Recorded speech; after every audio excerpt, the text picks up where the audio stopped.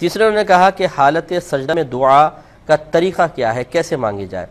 دیکھیں پہلی بات تو یہ کہ آپ فرض کے سجدے میں نہ مانگیں دعا، نوافل کے سجدوں میں نبی کریم صلی اللہ علیہ وسلم سے دعا مانگنا منقول ہے، لیکن اس میں بھی یوں کہ جو آپ یوں نہیں کہ اردو میں دعائیں مانگنا شروع کر دیں، بلکہ جو منقول اور ماثور دعائیں ہیں، نبی کریم صلی اللہ علیہ وسلم نے کوئی دعا مانگی آپ کو یاد ہے اور اس کا مفہوم بھی آپ کے ذہن میں، یہ ہمیشہ یاد رکھیں کہ جب آپ اللہ تعالیٰ کی بارگاہ میں عربک میں کوئی دعا پڑھ رہے ہیں تو جب تک اس کا مفہوم آپ کے ذہن میں نہیں ہوگا اس دعا کا آپ کو فائدہ حاصل نہیں ہو سکتا ہے۔ یہ بالکل ایسا ہے جیسے کسی بادشاہ کے دربار میں، یعنی بلا تمثیل عرض کر رہا ہوں، کسی بادشاہ کے دربار میں آپ پہنچے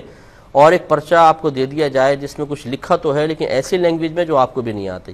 یعنی پتہ ہی نہیں کیا ہے، اور آپ اس کو بادشاہ کے سامنے پیش کرنا شروع کر دیں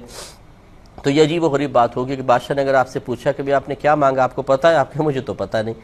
تو ہماری مسجدوں میں بھی ایسے ہی ہوتا ہے کہ امام صاحب عربک میں دعا مانگ رہے ہوتے ہیں، سارے بیٹے آمین آمین آمین، اب ان سے بعد میں پوچھیں کہ امام صاحب نے کہا کیا تھا، کیونکہ کچھ پتہ نہیں کیا کہا تھا۔ حتیٰ کہ اگر اس عوام سے یہ پوچھ لیا جائے نا کہ آمین آپ نے کہا، آمین کا مطلب کیا ہے، وہ کہیں گے یہ بھی نہیں پتہ ہمیں کیا ہے، یعنی اتنی غفلت ہے ہماری کچھ انتہا نہیں۔ تو لہٰذا